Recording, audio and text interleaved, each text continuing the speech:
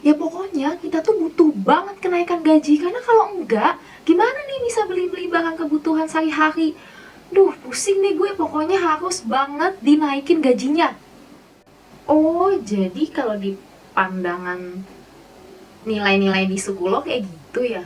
Ih, kok aneh banget sih. Gue nggak cocok tuh, gue nggak suka. Soalnya kalau yang diajarin di sini, apalagi kayak ngikutin suku gue tuh nggak kayak gitu.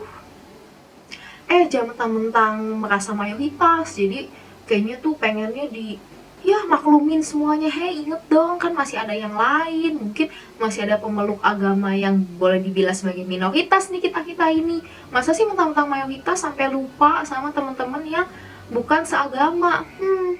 Hai para pengguna setia YouTube, terima kasih sudah mengklik video terbaru dari channel Sabrina. Nah, di video kali ini gue pengen membahas tentang salah satu materi di sosiologi yang sebenarnya tuh udah kita alami setiap hari, bahkan dari kita kecil gitu ya. Mungkin dari kita TK atau TPA gitu ya, sampai kita membesar saat ini. Ayo, kira-kira kuliah tadi apa ya? Gue akan membahas salah satu materi yang bernama konflik sosial. Nah, di sini tuh apakah iya semua konflik tuh pasti akan gitu ya, akan ya istilahnya dampaknya negatif gitu kan, ada yang terluka atau ada pengrusakan sesuatu, atau sebenarnya masih ada hal positifnya?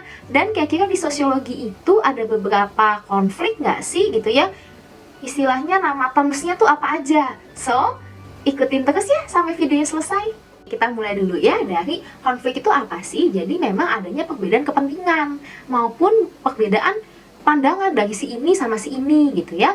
Dan terkadang nggak selalu 100% oh yang ini udah pasti betul, oh yang ini udah pasti salah gitu ya. Karena biasanya kalau konflik sosial lebih ke lo tuh terbiasa atau enggak, atau di mana tempat lo ada gitu ya, mungkin yang dulu terus lo pindah dan lo tuh kaget, oh ternyata begini gitu ya. Nah, konflik sosial itu pasti minimal antara kedua individu maupun individu dengan kelompok ataupun kelompok dengan kelompok gitu ya.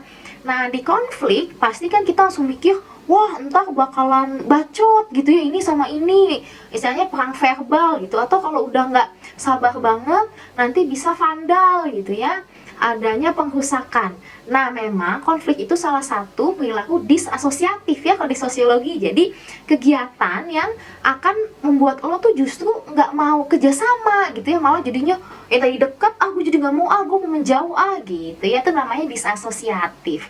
Nah, tapi konflik itu nggak selalu berdampak negatif gitu ya. Misalkan nih konfliknya antara sekolah sama satu sekolah lain gitu ya, anggaplah dalam satu sekolah itu kita nggak terlalu deket gitu ya, nggak terlalu kenal, oh si anak ini IPA ini atau IPS ini ya, cuma sekedar tahu doang. Nah, tiba-tiba ya nggak tahu lah gitu ya, wah sekolah kita dikatain nih guys gitu ya. Nah kan tiba-tiba kita yang satu sekolah ini kan jadi merasa, wah kita nih identitas sekolah ini gitu ya, wah dihina atau diapain gitu. Sama halnya ketika mungkin ada suatu negara yang berkonflik sama negara lain gitu ya. Nah, tiba-tiba nanti ya warga negara di negara tersebut pasti kan merasa, wah parah nih negara gue gitu dilecehkan begitu. Jadi sebenarnya konflik ada dampak positifnya, yaitu mendekatkan, membuat yang tadinya tidak dekat gitu ya, atau solidnya itu henggang menjadi lebih dekat lagi gitu ya. Lalu ya namanya konflik pasti kan ada yang suka nggak suka, ada yang harus diomongin gitu ya. Nah, nanti kan harapannya itu bisa menemukan titik keseimbangan yang baru, jadi bisa menguntungkan atau setidaknya mengurangi hal-hal negatif di kedua belah pihak gitu ya. Nah, konflik ada apa aja nih di sosiologi? Ya paling simpel sih ada dua ya. Yang pertama, ini kalau konfliknya sebenarnya selevel tadi itu, oh dia cuma beda agama, agama gitu ya, suku sama gitu ya. Kan ingat ya, suku, agama, ras, dan golongan itu ya sebenarnya selevel aja gitu ya. Mau dia mayoritas, minoritas, ya kita cuma nganggep oh ya udah dia beda aja gitu ya. Mungkin adatnya beda atau beribadahnya beda, tapi jangan merasa kalau mentang-mentang lo mayoritas sampai istilahnya lupa nih dengan teman-teman yang suku lain atau agama lain gitu ya. Apalagi kalau yang tinggal di perkotaan kan hidupnya lebih kompleks ya, lebih heterogen. Dari ujung ke ujung gitu ya, di jalanan, dekat rumah atau komplek pasti biasanya bisa beda-beda suku gitu ya, beda-beda agama, atau ada yang nikah mungkin sama bule kali tetangganya. Nah, itu kan dia jadi lebih mix culture begitu. Nah, kalau konflik yang horizontal, yang tadi gue bilang suku, agama, ras, antar golongan ini, yang harus ditingkatkan adalah toleransi gitu ya. Ngomong gitu, kalau bisa ya win-win solution, dicari konsensus yang paling enak gitu ya. Jadi nggak hanya memaksakan satu keinginan aja begitu. Nah, lalu tipe konflik yang kedua gitu ya, ini kalau ada perbedaan memang level gitu ya. Atau ini sama ini, jadi kayak istilahnya atas gitu ya, tengah bawah, atau atas langsung ke bawah gitu ya. Nah, ini kan bisa kita temukan contohnya waktu ada ya demonstrasi, kan memang sering ya, dan wajar sih, namanya negara demokratis, kita kan boleh aja ya menyuarakan pendapat asalkan jangan sampai merugikan publik atau umum gitu ya, sampai melakukan vandal atau pengrusakan. Nah, ketika waktu Omnibus Law gitu ya, kalau dari pandangan gue ya, setiap orang sih punya pandangan yang berbeda gitu ya. Kalau dari gue sendiri, gue nggak bilang pemerintah 100% istilahnya wah ini nggak peduli sama buruh gitu atau staff, tapi ya bukan berarti juga dia mau mengenakan gitu ya, atau istilahnya kayak menjual negara ke investor asing, tuh nggak juga gitu ya. Sama logikanya gini, kita nih gitu ya jadi konsumen, kan inginnya apa coba? Aduh, gue tuh pengennya tuh dapat barang yang murah gitu ya. Nah, berarti kan kalau di ekonomi kan nggak apa, ada biaya produksi ya. Kalau suatu biaya itu terlalu mahal gitu ya, mau nggak mau produsen akan apa? Menaikkan harga ya, atau membuat si neto gitu ya, packagingnya kan jadi lebih mini gitu ya, supaya si konsumen ini tetap mau beli. Nah, terus kita kan tahu ya, negara kita ini dari penduduk terbesar sedunia, kan rame banget gitu ya, terutama kalau tinggalnya di ibu kota atau di kota-kota besar. Kan tahu sendiri, sebagus-bagusnya rumah dari ujung ke ujung ya pasti rumah gitu ya, beda sama yang kayak di pedesaan, ada rumah entah kosong baru rumah lagi kan. Kalau kita kan rame ya di ibu kota. Nah, terus di konflik vertikal ini yang tadi kayak Omnibus Law itu sebenarnya ya pemerintah tuh kayak pengen cari win-win gitu ya, gimana ya supaya kayak rakyat kita itu cepat dapat pekerjaan. Nah, yang bisa membuka lapangan kerja secara massal yang banyak. Nah, berarti dengan industrialisasi ya.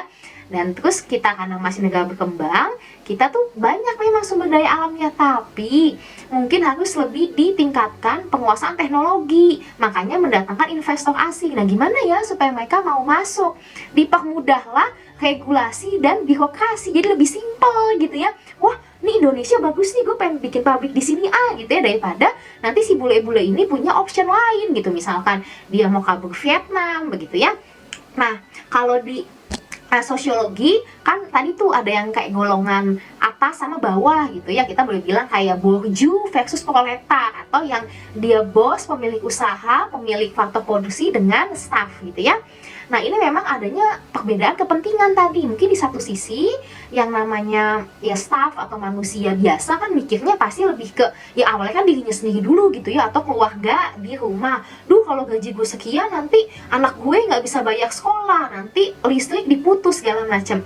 Cuma kalau terlalu mereka itu meminta banyak tuntutan gitu ya, salah satunya tadi dengan kenaikan gaji yang terlalu tinggi, itu akan membuat kepala si kaum borju ini atau pemilik usaha juga, aduh ini gimana ya, entah kalau gaji naik lagi kemungkinan harga ini juga jadi naik dong gitu ya, atau apa kita PHK aja kali ya mereka ya, terus kita rekrut aja gitu ya staff lain begitu. Jadi memang adanya tadi yang satu kepentingannya apa gitu ya, kita boleh bilang di ekonomi lebih makro, sedangkan yang satu lebih mikro begitu. Oke deh, sekian penjelasan dari gue mengenai materi singkat konflik sosial. Nah, teman-teman harus banyak latihan ya, supaya lancar nanti ketika UTBK dan SIMAK.